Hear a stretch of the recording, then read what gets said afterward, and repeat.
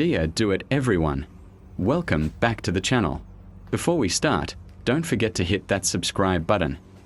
Today a welding machine came to me for repair.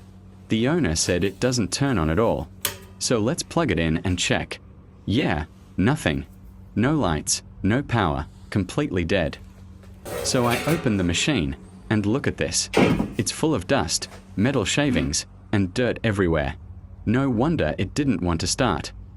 I began with a full deep cleaning, removing dust, blowing out metal particles, cleaning every corner carefully, because even small metal shavings can cause short circuits and burn important components. After cleaning everything thoroughly, I tested the machine again. Still nothing. So that means the problem is deeper. When I checked the power supply block, I finally found the issue. The main power board was burned, and the microchip was completely dead. Watch until the end to see how I test it, and how I bring this welding machine back to life.